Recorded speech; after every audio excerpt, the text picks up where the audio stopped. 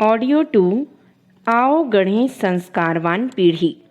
लेखक वेदमूर्ति तपोनिष्ठ पंडित श्री राम शर्मा आचार्य। गर्भावस्था की कुछ महत्वपूर्ण मुद्राएं। गर्भावस्था के दौरान खड़े होने का सही तरीका। कंधों को ढीला रखें, पेट एवं कूल्हों को खींचकर सीधे खड़े हों। बैठते समय अपनी पीठ को सहारे के साथ सीधा रखते हुए आराम से बैठें। पेट की मांसपेशियों को स्वस्थ टाइट रखने के लिए जमीन पर पांव फैलाकर शरीर को हाथों का सहारा देते हुए इस तरह से बैठें। पेट की मांसपेशियों को रीढ़ की हड्डी की ओर खींचें व ढीला छोड़ें। सामान उठाते समय अपनी रीढ़ को सीधा रखते हुए अपने घुटने को मोड़ें और सामान उठाएं। कमर से न झुकें। इस स्थिति में लेटकर गुदा, योनि व मूत्र द्वार की मांसपेशियों को आकुंचित टाइट करें एवं ढीला छोड़ें। इसी स्थिति में घुटनों को जमीन पर लाने का प्रयास करें, फिर वापस इसी स्थिति में आ जाएं।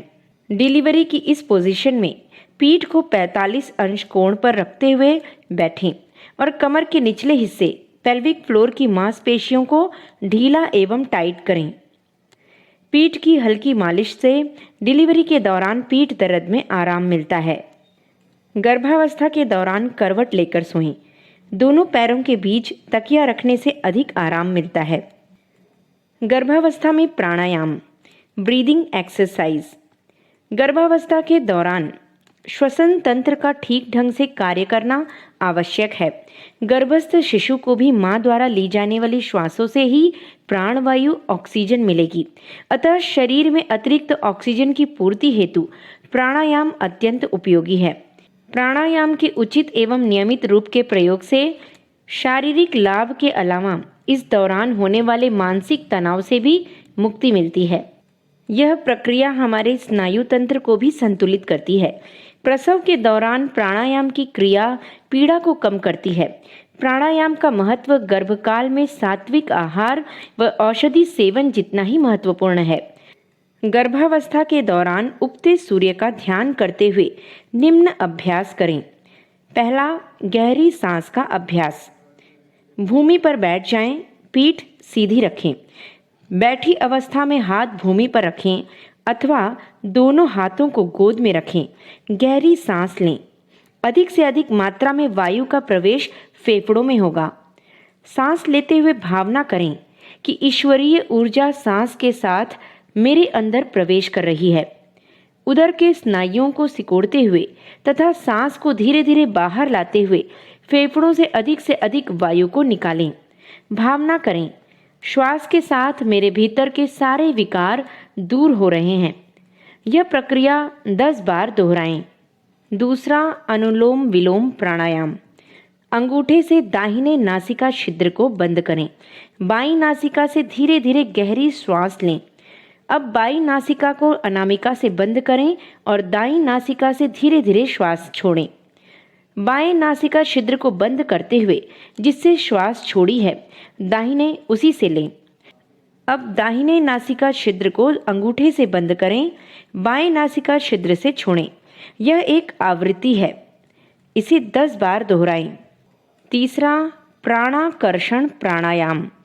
फेफड़ों में भरी हुई सारी हवा बाहर निकाल दें।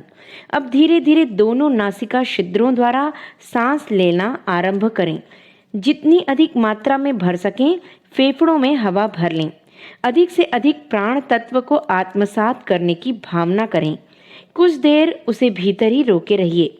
अब सांस को धीरे धीरे दोनों नासिका द्वारा बाहर निकालना आरंभ करें। हवा को जितना अधिक खाली कर सकें करें।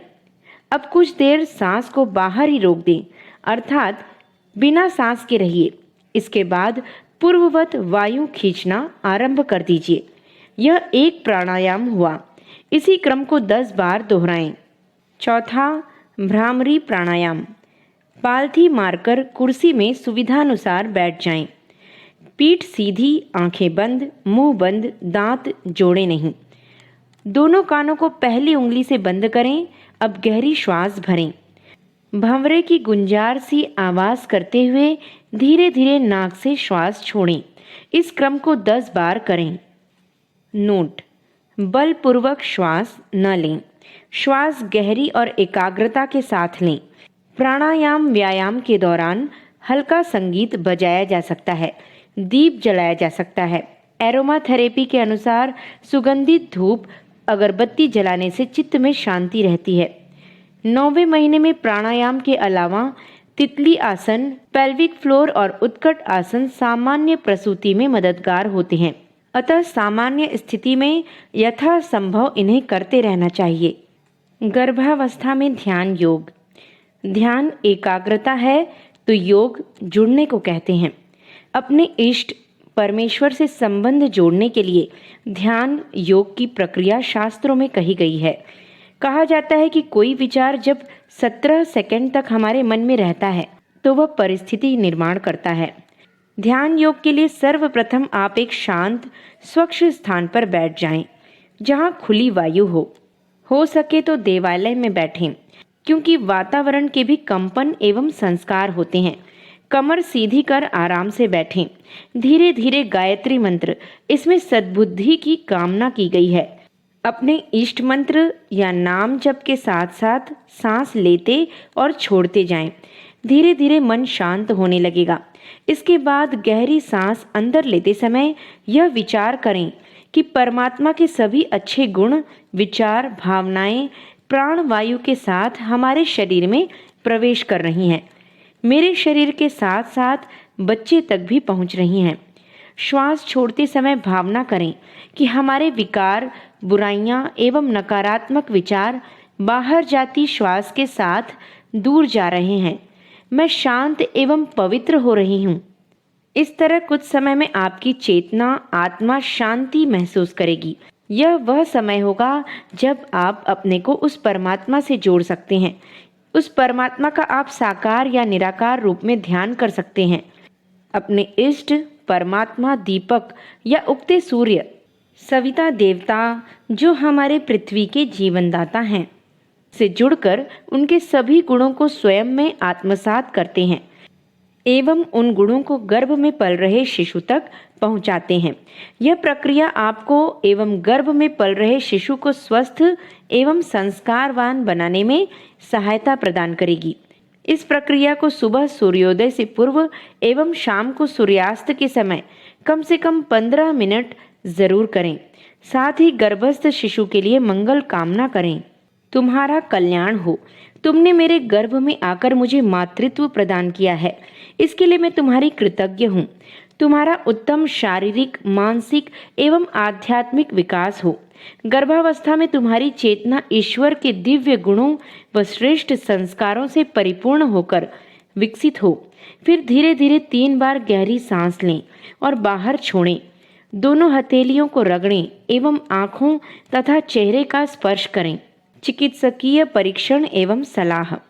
गर्भधारण के यदि हो सके तो गर्भधारण के तुरंत बाद प्रथम त्रिमास 3 माह, द्वितीय त्रिमास एवं तृतीय त्रिमास पर अवश्य करवाएं। गर्भस्थ शिशु का मानसिक स्वास्थ्य।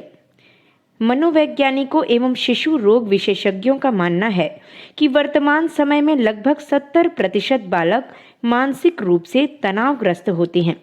हैरानी की बात यह है कि उनका मानना है कि यह तनाव उन्हें जन्मतः भी होता है। यही कारण है कि बच्चों में कुंठा, अवसाद, आत्महत्या, अपराधों की ओर रुझान जैसी समस्याएं बढ़ी हैं, जो प्रायः हर वर्ग के परिवारों में देखी जा रही हैं। इसके बहुत से कारण हैं, यथा गर्भवती का उस दौरान तनावग्रस्त रहना, परिवार में कलह, क्लेश, लड़ाई झगड़ा, नारी उत्पीड़न आदि जैसे तनाव का वातावरण होना।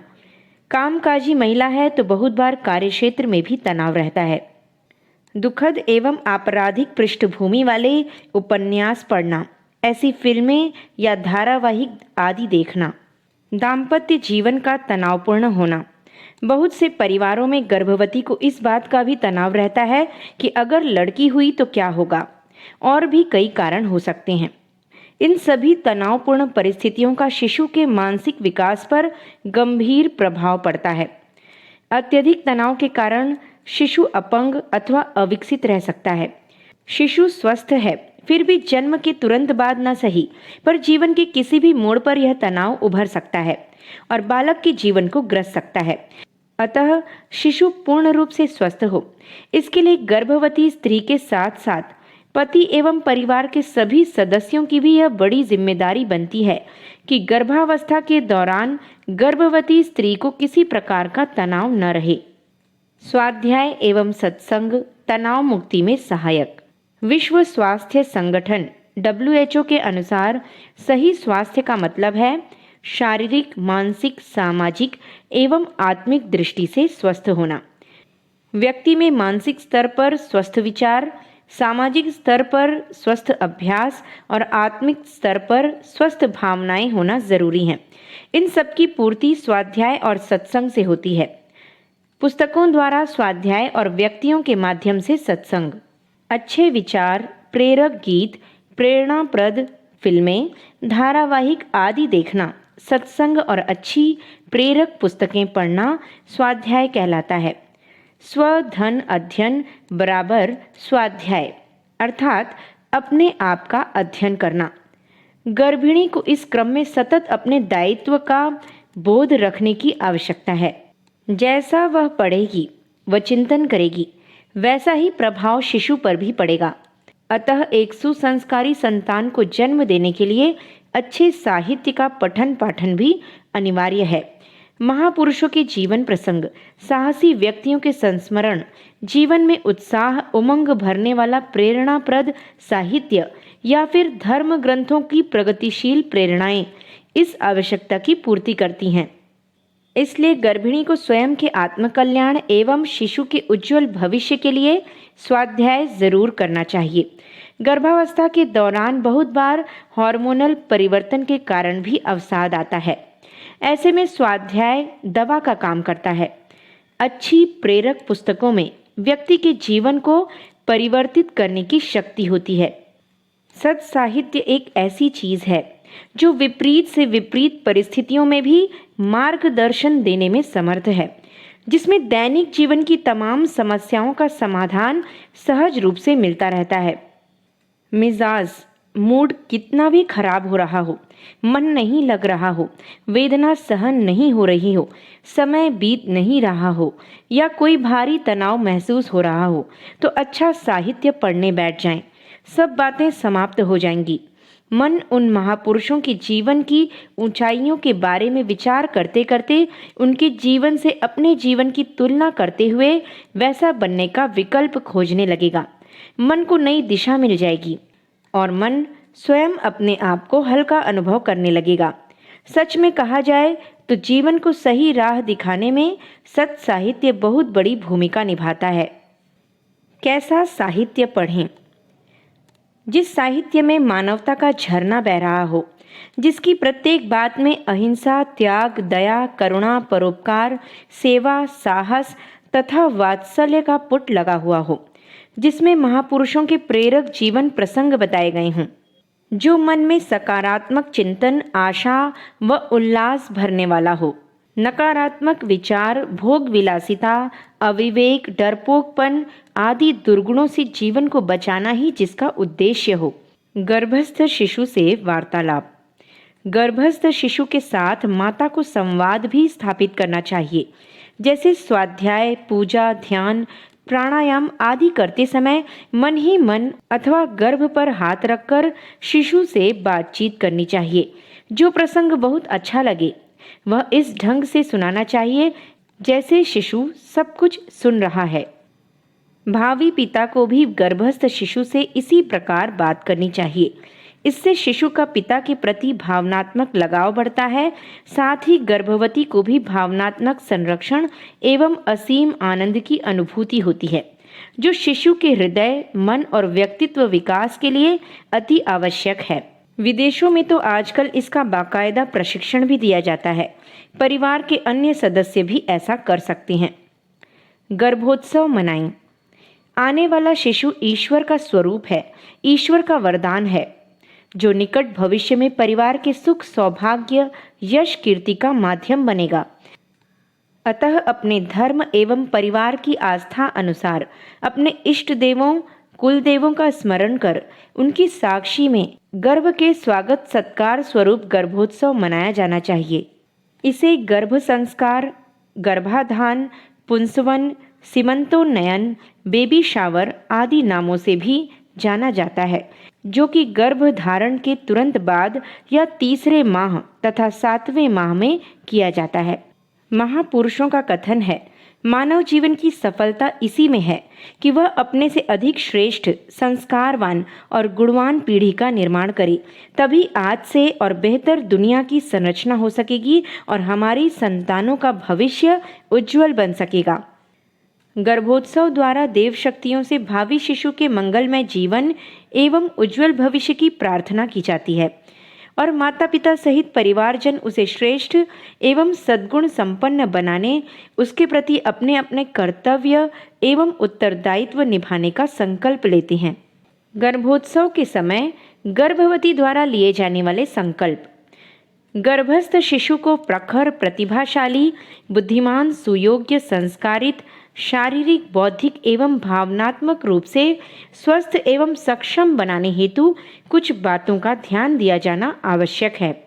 अतः निम्नलिखित संकल्प गर्भ पूजन के समय गर्भवती माता द्वारा लिया जाए एवं नियमित 9 माह तक उसका पालन किया जाए तो निश्चित ही मनचाही संतान प्राप्त हो सकती है। मैं अपने शरीर स्वास्थ्य का पूरा ख्याल रखूंगी। आलस्य एवं प्रमाद से अपने को बचाए रखूंगी। प्रातः उठने के बाद कम से कम 3-4 ग्लास सादा या गुनगुना पानी पीऊंगी। नियमित योग, व्यायाम, प्राणायाम आदि करूंगी। नियमित रूप से सूर्य या अपने इष्ट का ध्यान, मंत्र जप, इबादत, प्रार्थना आदि का क्रम बनाऊंगी। नियमित रूप से अपनी धार्मिक पुस्तकें जैसे रामायण, गीता, बाइबिल, कुरान शरीफ, गुरु ग्रंथ साहब आदि का पाठ करूंगी। अपने आहार विहार का पूरा ख्याल रखूंगी। शुद्ध, सात्विक एवं पौष्टिक भोजन ग्रहण करूंगी। भोजन के 5 अत्यंत छोटे ग्रास में गुड़ या चीनी व घी मिलाकर अग्निहोत्र या बलि वैश्व यज्ञ करूंगी। भोजन को प्रसाद मानकर भावपूर्वक ग्रहण करूंगी। नित्य नियमित मधुर आनंद देने वाले संगीत, मंत्र, श्लोक, आयतें, शब्द, कीर्तन, प्रेरणाप्रद मधुर गीत आदि का गायन या श्रवण करूंगी। मैं दिन भर अच्छे गुणों, अच्छे लोगों, अच्छी प्रवृत्तियों तथा अच्छे विचारों की ही चर्चा करूंगी। सदा प्रसन्न रहूंगी। अच्छे दिनों को याद करूंगी। घर के वातावरण को सुंदर, प्राकृतिक एवं प्रेरक चित्रों द्वारा स्वस्थ एवं सकारात्मक बनाए रखूंगी। सबके प्रति निर्मल भाव रखूंगी। ईर्ष्या, द्वेष, क्रोध, हठवादिता, रूठना, प्रतिशोध, आवेशग्रस्तता, नकारात्मक चिंतन आदि मनोविकारों से बचूंगी। सबके साथ स्नेह एवं सद्भाव बढ़ाने की साधना करूंगी। घर में सेवा भावना, सहयोग एवं सहकार भरा वातावरण बनाऊंगी। दूसरों की शिकायतों में समय और शक्ति न गंवाकर धैर्यपूर्वक भावी संतान के उज्जवल भविष्य हेतु उसे श्रेष्ठ संस्कार देने का प्रयास करूंगी। अपने गर्भस्थ शिशु से सकारात्मक एवं भावपूर्ण बातें करती रहूंगी। टीवी में अच्छे धारावाहिक ही देखूंगी। सत्संग द्वारा अच्छे विचार सुनूंगी। सकारात्मक सोच एवं महापुरुषों के जीवन प्रसंग आदि मानवीय मूल्यों को विकसित करने वाला साहित्य ही पढ़ूंगी। डरावने तथा उत्तेजना वाले सिनेमा, धारावाहिक एवं साहित्य से बचूंगी। पति एवं परिवारजनों द्वारा लिए जाने वाले संकल्प। हम गर्भस्थ शिशु को ईश्वर का प्रतिनिधि मानकर भावी माता के माध्यम से स्वस्थ, सुखमय, प्रसन्न आध्यात्मिक वातावरण एवं समुचित व्यवस्था बनाकर उसके स्वागत की तैयारी करेंगे। गर्भ पूज्य है, अतः अपने स्वभाव तथा परस्पर द्वेष, बैर भुलाकर घर में शालीनता का वातावरण बनाएंगे। गर्भ पर अभाव, नशा सेवन और कुसंस्कारों की छाया नहीं पड़ने देंगे। स्वाध्याय एवं सत्संग का वातावरण बनाएंगे। घर में क्रोध, तनाव, तेज आवाज में गाली गलौज, कलह, क्लेश आदि का वातावरण नहीं बनाएंगे। हम भावी माँ के उचित आहार विहार, आचार विचार एवं साधन सुविधा की समुचित व्यवस्था करेंगे। हम गर्भिणी की उचित आकांक्षाओं को पूरा करेंगे। वह क्या खाना चाहती है और कैसा व्यवहार चाहती है, यदि उचित है तो समझकर पूरा करेंगे। हमारा युग निर्माण सत्संकल्प। हम ईश्वर को सर्वव्यापी, न्यायकारी मानकर उसके अनुशासन को अपने जीवन में उतारेंगे। शरीर को भगवान का मंदिर समझकर आत्मसंयम और नियमितता द्वारा आरोग्य की रक्षा करेंगे। मन को कुविचारों और दुर्भावनाओं से बचाए रखने के लिए स्वाध्याय एवं सत्संग की व्यवस्था रखे रहेंगे। इंद्रिय संयम, अर्थ संयम, समय संयम और विचार संयम का सतत अभ्यास करेंगे। अपने आप को समाज का एक अभिन्न अंग मानेंगे और सबके हित में अपना हित समझेंगे। मर्यादाओं को पालेंगे, वर्जनाओं से बचेंगे, नागरिक कर्तव्यों का पालन करेंगे और समाजनिष्ठ बने रहेंगे। समझदारी, ईमानदारी, जिम्मेदारी और बहादुरी को जीवन का एक अविच्छिन्न अंग मानेंगे। चारों ओर मधुरता, स्वच्छता, सादगी एवं सज्जनता का वातावरण उत्पन्न करेंगे। अनीति से प्राप्त सफलता की अपेक्षा नीति पर चलते हुए असफलता को शिरोधार्य करेंगे। मनुष्य के मूल्यांकन की कसौटी उसकी सफलताओं, योग्यताओं एवं विभूतियों को नहीं, उसके सद्विचारों और सत्कर्मों को मानेंगे। दूसरों के साथ वह व्यवहार न करेंगे जो हमें अपने लिए पसंद नहीं। नर नारी परस्पर पवित्र दृष्टि रखेंगे। संसार में सत् प्रवृत्तियों के पुण्य प्रसार के लिए अपने समय, प्रभाव, ज्ञान, पुरुषार्थ एवं धन का एक अंश नियमित रूप से लगाते रहेंगे। परंपराओं की तुलना में विवेक को महत्व देंगे। सज्जनों को संगठित करने, अनीति से लोहा लेने और नव सृजन की गतिविधियों में पूरी रुचि लेंगे। राष्ट्रीय एकता एवं समता के प्रति निष्ठावान रहेंगे। जाति, लिंग, भाषा, प्रांत, संप्रदाय आदि के कारण परस्पर कोई भेदभाव न बरतेंगे। मनुष्य अपने भाग्य का निर्माता आप है। इस विश्वास के आधार पर हमारी मान्यता है कि हम उत्कृष्ट बनेंगे और दूसरों को श्रेष्ठ बनाएंगे तो युग अवश्य बदलेगा। हम बदलेंगे, युग बदलेगा। हम सुधरेंगे, युग सुधरेगा। इस तथ्य पर हमारा परिपूर्ण विश्वास है। नारी का अपमान राष्ट्रीय कलंक है। नारी को अशिक्षित, अविकसित रखकर कोई भी राष्ट्र उन्नति नहीं कर सकता। नर नारी का और नारी नर का पूरक अंश है। जब ये दोनों अंश अलग अलग होकर अपनी स्वतंत्र सत्ता स्थापित करने की भूल करते हैं, तभी समाज में विकृतियां उत्पन्न होती हैं।